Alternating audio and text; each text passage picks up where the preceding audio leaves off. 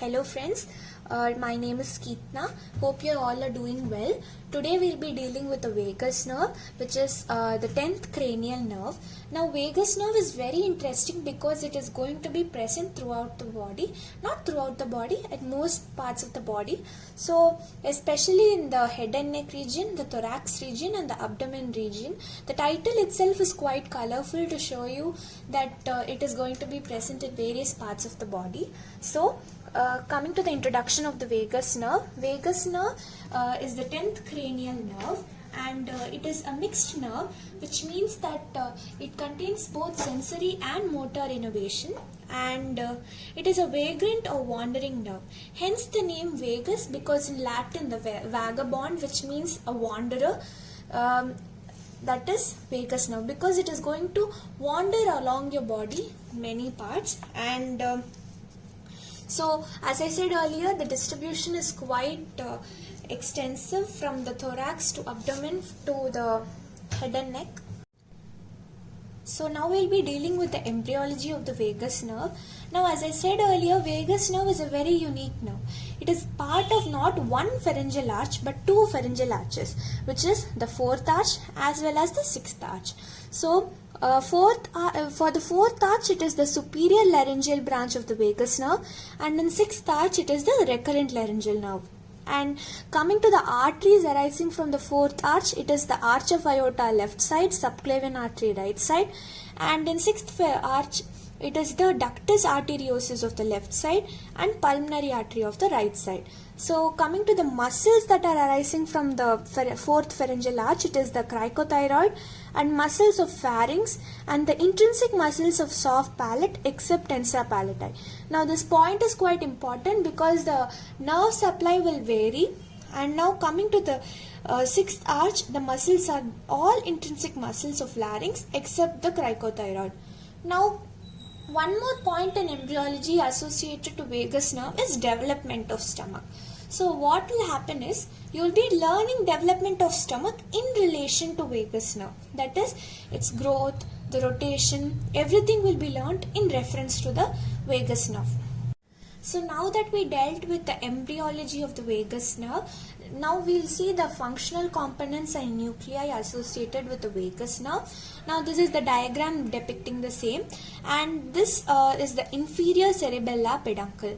Now vagus nerve will arise in between the olivary nucleus and the inferior cerebellar peduncle. And now coming to the functional components, here the orange is denoted by the afferent and green will be efferent. So same here, as you can see in the nuclei, this will be the afferent and green will be the efferent, and with dorsal nucleus of vagus, it will receive fibers from both afferent and efferent, hence the two colors. Coming to the GSA, now GSA will carry general sensations from skin of the auricle and terminate in the nucleus of the spinal tract of the trigeminal nerve. And SVA, they will carry the taste sensations from the posterior most part of the tongue and epiglottis and terminate in the nucleus tractus solitarius, as you can see here. And then we have the GVA, which is, they will carry the sensations, general sensations from the mucous membrane of pharynx, larynx, trachea, esophagus and thoracic and abdominal viscera, and terminate in the nucleus tractus solitarius, and some in the dorsal nucleus of vagus. Now coming to GVE, which is general visceral efferent. So GVE, they will arise from the dorsal nucleus of vagus and provide parasympathetic innervation to heart, bronchial tree and most of the gastrointestinal tract. And then coming to SVE, so SVE fibers, they will supply the muscles of palate, pharynx and larynx, and they arise from the nucleus ambiguus. So now that we dealt with the functional components of nuclei, let us see the course of the vagus nerve. Now don't be frightened by this diagram. By the end of this, you will be easily able to note the difference between the diagram, and now we'll see the overall view of the course. So as you can see, it is beginning from here and coming along the subclavian artery, and you can see that there are branches like this is the right vagus nerve, and it will give branches like superior laryngeal and the sinus nerve, and then the laryngeal nerve, which again has internal and external branches. Now we'll go into detail later, but now let us just see the overall course. So as you can see, the vagus nerve is coming here, it is reaching the thorax, it is giving the pulmonary plexus, it is giving the esophageal plexus, and then again it is supplying various organs of the GIT like the liver, stomach, the pancreas, the duodenum, the small intestine, the kidney, the adrenal gland, the large intestine, and also the spleen here. So now this is the overall view of the course of the vagus nerve. We'll go back to that diagram after viewing the course in the simplified version. Now, as you can see, the vagus nerve will arise from in between the olivary nucleus and the inferior cerebellar peduncle. It will arise with 10 rootlets that will unite to form a single trunk. Now, after forming the trunk, there will be two ganglions, the superior ganglion and the inferior ganglion. So, along with this vagus nerve, there will be the glossopharyngeal nerve and accessory nerve. One point to note here is the rootlets of vagus nerve, they will be more or less in the same level as the glossopharyngeal nerve, maybe a little lower, but almost the same level. And these three nerves, they will go through the jugular foramen, and as you can see, the superior ganglion, it will be superior to the jugular foramen, that is inside the cranial fossa, and the inferior ganglion will be just below the jugular foramen. Now coming to the branches, before even exiting the cranium, it will give two branches, which is the meningeal branch and the auricular branch. Now meningeal branch will go back to the meningium, and it will supply the dura mater of the posterior cranial fossa, and then we have the auricular branch. Now we'll see that in detail later. And now coming to the branches in the neck region, which is the pharyngeal nerve, the superior laryngeal nerve, the carotid body, and that is the branch supplying the carotid body, and then the recurrent laryngeal nerve, it is quite important, and then we have the superior cardiac nerve. Now these are the branches supplied in the neck region. And then coming to the thorax region, so in thorax we have the inferior cardiac branch, so the posterior bronchial branch, the anterior bronchial branch, and then the esophageal branch that we saw in the diagram. It will form a esophageal plexus to supply the esophagus. And then coming to the branches in the abdomen region, there are three main branches that in turn will split and divide to supply various organs. So first we have the gastric branch, which can be anterior and posterior, and then we have the hepatic branch. Now hepatic branch is majorly derived from the left vagus nerve, and then we have the celiac branch. This is mostly derived from the right vagus nerve, and this will split to divide and supply the pancreas, intestine, the suprarenal, the spleen, and kidney. The branches from the abdomen and thorax will be studied in detail later, that is in your when you're dealing with the abdomen and thorax. Our main focus is the branches of the head and neck region. So this is a simplified diagram to show the course of vagus nerve in the head and neck region. As you can see, the meningeal branch is being given here, and this now one point that I forgot to mention before is that the inferior ganglion will be formed in association with the cranial root of the accessory nerve. And now this is the superior ganglion. As you can see, the meningeal branch and the auricular branch is coming from the superior ganglion, and then we have the inferior ganglion, and from here we have the branch that supplies the carotid sinus, then the branch that is the recurrent laryngeal branch, and then we have the internal laryngeal branch, and then the pharyngeal branch and the superior laryngeal branch. Now we will see in detail about each of these branches. Now meningeal branch is arising from the superior ganglion, and it will supply the dura mater of the posterior cranial fossa, and then we have the auricular or Arnold or Alderman's nerve. Now this nerve has these many names, and it is quite interesting because this nerve, it is supplying the skin on the back of the meatus, and it can cause the cough in the ear region, and it can cause vomiting, and also on overstimulation it can even cause cardiac arrest. Now, why is this nerve this important and interesting is because this, as I said earlier, this will arise from the superior ganglion, and its course is quite interesting. It has a very unique intracranial course, and now we'll see the intracranial course of the auricular branch.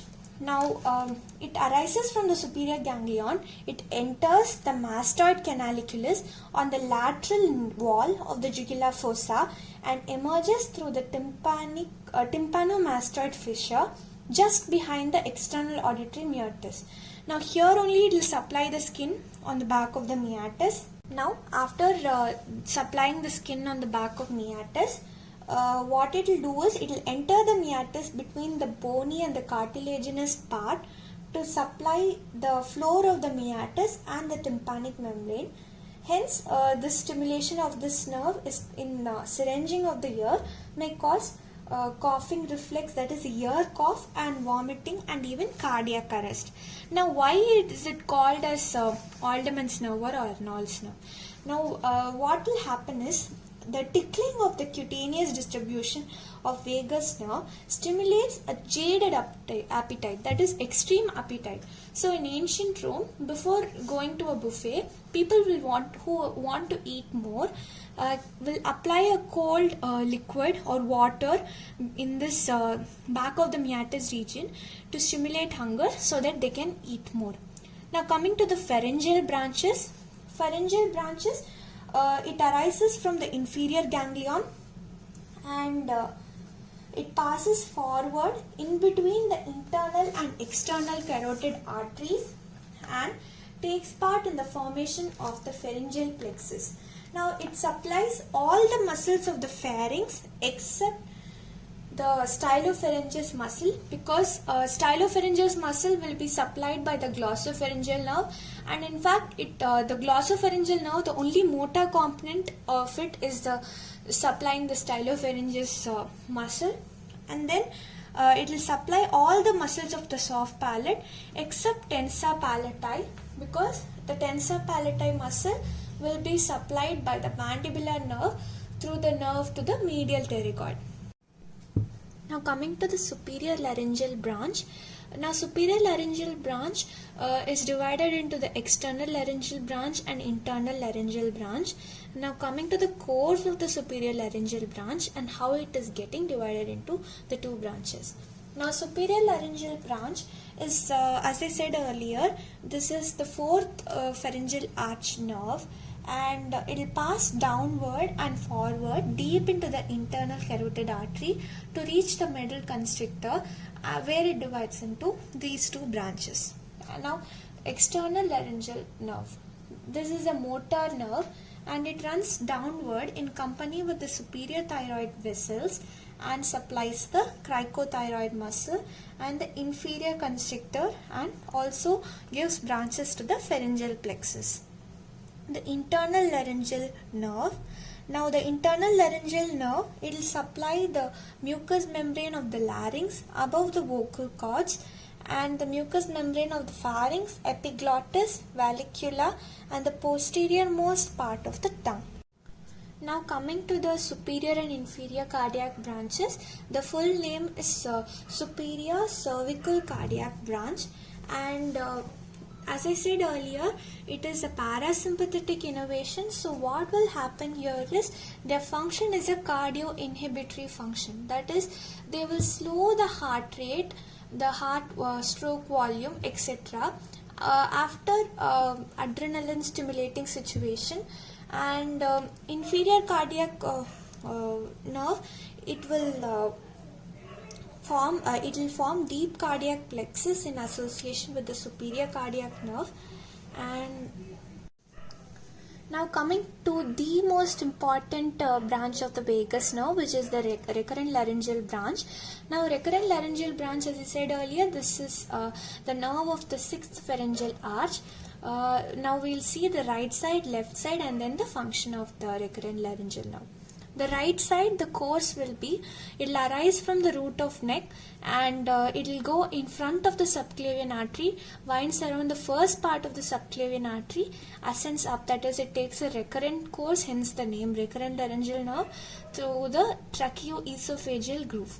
And now coming to the left side, in the left side of the recurrent laryngeal nerve, it will arise from the superior mediastinum, it will cross the arch of aorta, it hooks below the ligamentum arteriosum, and then passes through the tracheoesophageal groove above.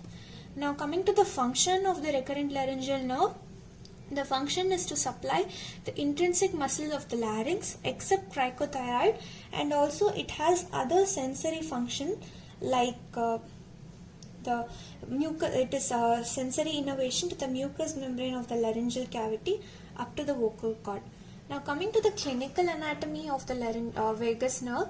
So with clinical anatomy there are many, but we will see the important ones. The first one is the Alderman's nerve phenomenon that I mentioned earlier. Stimulating this Alderman's nerve will lead to extreme hunger. Now coming to the lesions of vagus nerve, bilateral lesion of vagus nerve will cause nasal regurgitation of the swallowed liquid, nasal twang of voice, hoarseness of voice, flattering of palatal arches, cadaveric position of vocal cords, dysphagia, and loss of cough reflex. Now this might occur during a surgery, especially when you are doing a thyroidectomy. This nerve may be affected. And coming to the in specific, if recurrent laryngeal nerve spasm occurs, as you can see, this is supplying the intrinsic muscles of larynx. So if unilaterally it is affected, there will be a hoarseness in the voice, and if bilaterally it is affected, aphonia will occur, that is no voice.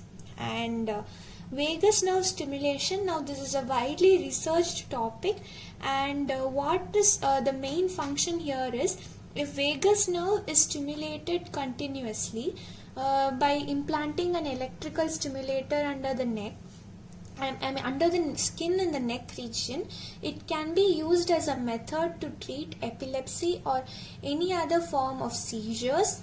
And this is not a widely used method, and research is being done under this. And vagotomy is one of the procedures for as it is a treatment for treating the peptic ulcers, that is, if gastric secretion is in excess, and if vagotomy is done, it can be used to treat the peptic ulcer disease, as it will stimulate less, that is, the gastric secretions will be stimulated less, hence it will be secreted less. And now we have seen the clinical anatomy. Now that we have dealt with the clinical anatomy of vagus nerve, we'll have a quick revision. We initially saw the embryology of vagus nerve. So embryology, vagus nerve is part of two pharyngeal arches, which is the fourth and sixth. And then we saw the functional components, which were GSA, SVA, GVA, GVE, and SVE. Now we saw the course, the branches, and the relation of vagus nerve. And then we saw the clinical anatomy. We'll have a quick revision over the course of vagus nerve. So arising from the, we'll start from the right vagus nerve. It gives off superior laryngeal branches, the sinus nerve that will supply the sinus body, and then we have the laryngeal nerve, the internal and external branches, the superior cardiac nerve and the inferior cardiac nerve, and then the right recurrent laryngeal nerve. Coming here, we have the left vagus nerve that will give the left recurrent laryngeal nerve branch, and then we have the cardiac plexus, and then the celiac ganglion and plexus, that is here and here, and then we have the superior mesenteric ganglion, then we have the branches of the cardiac plexus and the other abdominal branches, and then it is ending here with the branches supplying the hepatic flexure, and here we have the branches supplying the small and large intestine till the left colic flexure. So please take a screenshot of this, zoom in and see each of the branches. Please sound off in the comments if you have any doubts, and thank you very much. Thank you for your patience.